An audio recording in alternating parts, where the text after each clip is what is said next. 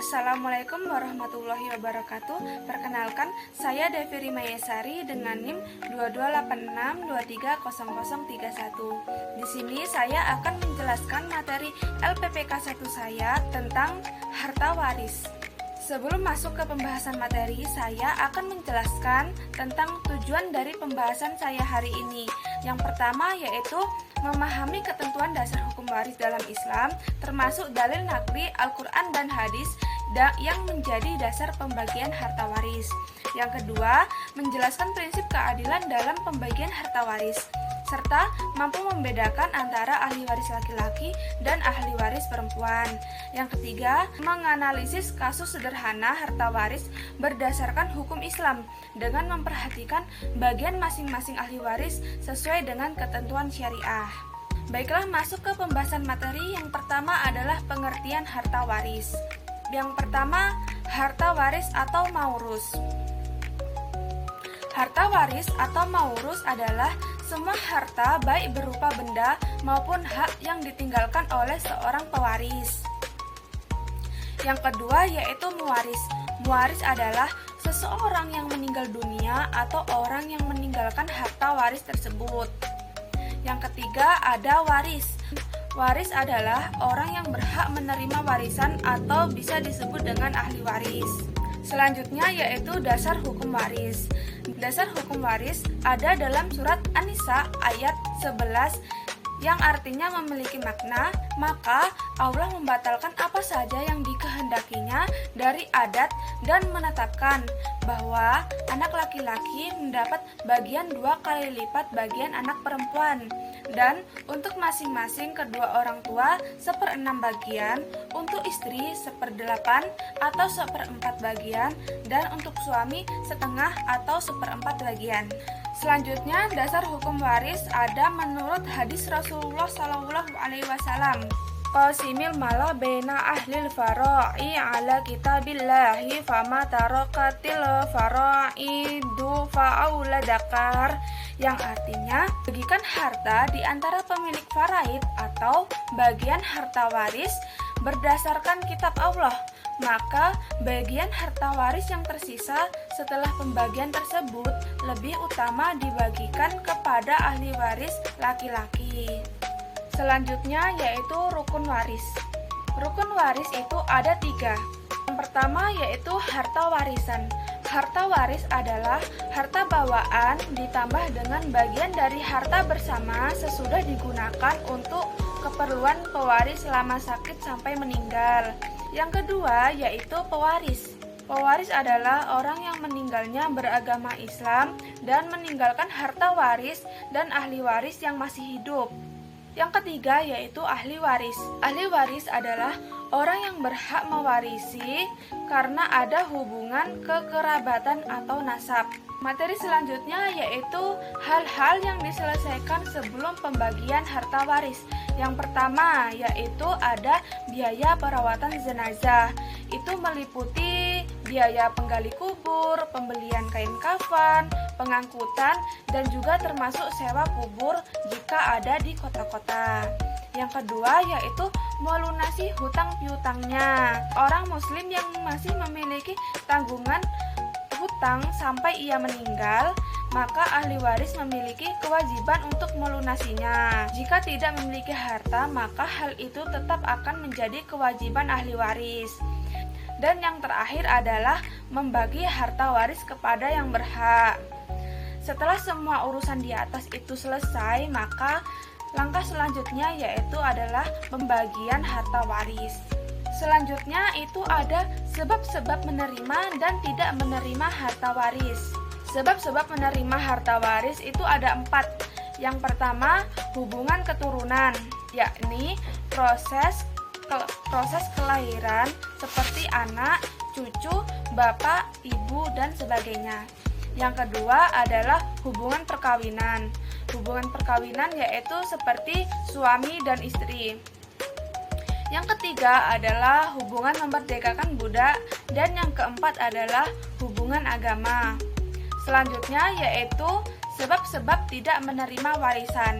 Hal yang pertama menjadi sebab tidak menerima warisan yaitu membunuh. Orang yang membunuh keluarganya tidak berhak menerima warisan dari orang yang dibunuhnya. La yarisu qatilu amda wala khata' syai'a. Yang artinya tidaklah seorang pembunuh berhak mewarisi harta orang yang dibunuhnya, baik itu pembunuhan secara sengaja maupun tidak sengaja. Yang kedua yaitu perbedaan agama. La yarisu muslimu kafira walal kafirul muslim, yang artinya tidaklah berhak seorang muslim mewarisi orang kafir dan tidak berhak pula orang kafir mewarisi seorang muslim. Jadi, orang muslim tidak dapat mewarisi seseorang yang kafir. Kemudian juga sebaliknya, orang kafir tidak boleh mewarisi seorang muslim. Yang ketiga yaitu murtad, yang keempat perbudakan. Materi selanjutnya adalah ahli waris dan bagiannya. Yang pertama ada ashabul furud. Ashabul furud adalah bagian ahli waris yang mendapatkan 1/2, 1/3, 1/4, 1/8, dan 1/6. Ahli waris laki-laki yang termasuk ashabul furud berjumlah 15 orang, yaitu yang pertama ada anak laki-laki, yang kedua cucu laki-laki dari anak laki-laki, dan seterusnya ke bawah. Yang ketiga bapak, yang keempat kakek dari bapak, dan seterusnya ke atas. Yang kelima saudara laki-laki kandung, yang keenam saudara laki-laki seibu, yang ketujuh saudara laki-laki sebapak, yang kedelapan anak laki-laki dari saudara laki-laki sekandung, yang kesembilan anak laki-laki dari saudara laki-laki sebapak, yang kesepuluh paman sekandung, yang ke-11 anak laki-laki paman sekandung, yang ke-12 anak laki-laki paman sebapak, yang ke-13 suami, yang ke-14 orang laki-laki yang memerdekakan mayit, yang ke-15 paman sebapak. Selanjutnya ashabul furud dari pihak perempuan berjumlah 10 orang, yaitu yang pertama anak perempuan, yang kedua cucu perempuan dari anak laki-laki dan seterusnya ke bawah, yang ketiga ibu, yang keempat ibu dari bapak, yang kelima ibu dari ibu, yang keenam saudara perempuan sekandung, yang ketujuh saudara perempuan sebapak, yang kedelapan saudara perempuan seibu, yang kesembilan istri, yang ke-10 orang perempuan yang memerdekakan mayit. Yang selanjutnya yaitu asabah. Asabah adalah ahli waris yang tidak disebutkan banyaknya bagian di dalam Al-Quran dan Sunnah dengan tegas, seperti yang didefinisikan dalam kitab Al-Fiqhul Al-Manhaji, yang memiliki arti asabah adalah orang yang mengambil seluruh harta warisan bila ia mewarisi seorang diri, atau mengambil apa yang disisakan oleh ahli waris yang memiliki bagian pasti bila ia tidak mewarisi seorang diri, dan gugur atau tidak mendapat warisan bila tidak ada sisa sedikit pun yang diambil oleh ahli waris yang memiliki bagian pasti. Golongan ahli waris yang bisa mendapatkan warisan dalam dua kondisi, yakni yang pertama yaitu ketika ia menjadi satu-satunya ahli waris dalam keluarga, maka ia mendapatkan semua warisan yang ada. Yang kedua, ketika ia menjadi ahli waris bersama dengan ashabul furud atau ahli waris yang memiliki bagian pasti, maka ia akan mendapatkan sisa harta waris setelah dibagi ke ashabul furud. Namun, jika pembagian tersebut tidak ada sisa, maka asabah tidak akan mendapatkan apa-apa. Selanjutnya yaitu bagian-bagian ahli waris. Yang pertama ada 1/2. Bagian 1/2 dimiliki oleh yang pertama anak perempuan tunggal, seorang cucu perempuan dari anak laki-laki, suami jika tidak ada anak, seorang saudara kandung perempuan, dan seorang saudara perempuan seayah. Yang kedua yaitu 1/3, yaitu ada ibu jika tidak memiliki anak, 2 orang saudara seibu. Yang ketiga yaitu 1/4. Yang pertama ada suami jika tidak memiliki anak dan istri jika tidak ada anak. Keempat adalah 1/6, yaitu dimiliki oleh ayah jika tidak ada anak laki-laki. Yang kedua, ibu jika ada anak. Yang ketiga, kakek jika tidak ada ayah. Yang keempat, nenek jika tidak ada ibu. Yang kelima, saudara laki-laki atau perempuan saudara seibu.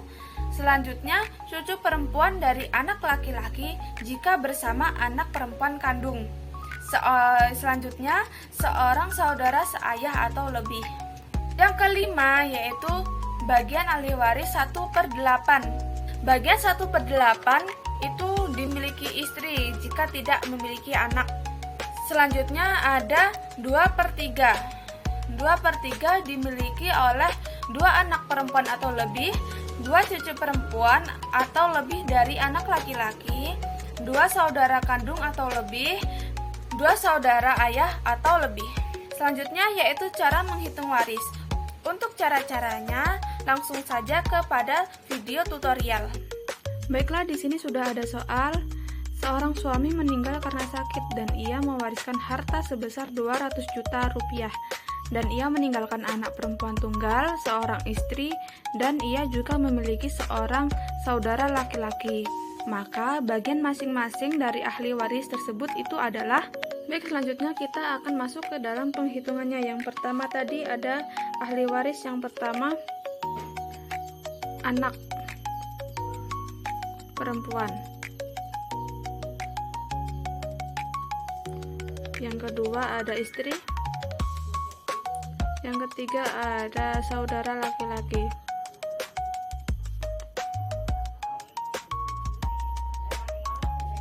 Berapa bagian-bagian dari mereka? Yaitu yang perempuan. Anak perempuan tunggal itu memiliki 1/2 bagian. Sedangkan istri itu memiliki 1/8. Sedangkan saudara laki-laki itu asabah. Uang yang dimiliki adalah 200 juta. Jadi bagaimana cara menghitungnya? Cara menghitungnya itu dengan yang pertama ini tadi kan ada 1/2. 1/2 ini dikali 200 juta. Sama dengan berapa? Ya, 100 juta.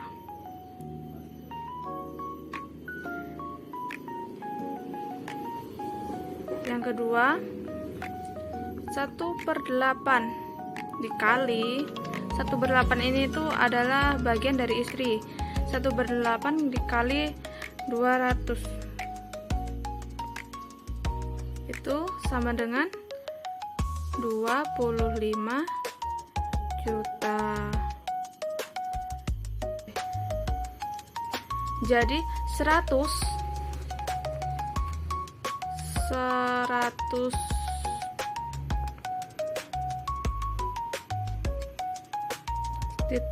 ditambah 25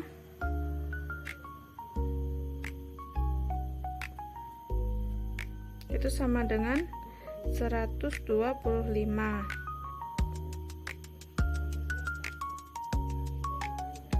Sedangkan uang yang dimiliki tadi adalah 200. Jadi 200 dikurang 125 juta sama dengan 75 juta. Jadi anak memiliki 100 juta, istri 25,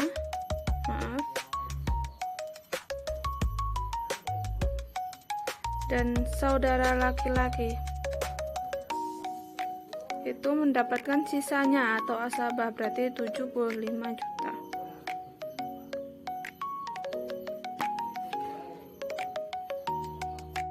Selanjutnya yaitu hikmah pembagian warisan. Yang pertama ada kewajiban dan hak keluarga mayit dapat teratur dan dihormati. Yang kedua, menghindari perselisihan antara ahli waris atau kepala keluarga mayit yang ditinggalkan. Yang ketiga, terjaganya harta warisan hingga mencapai kepada individu yang berhak menerima harta warisan. Baiklah, itu saja yang dapat saya sampaikan. Kurang lebihnya saya mohon maaf dan saya akhiri. Wallahul muwaffiq ila aqwamit thoriq.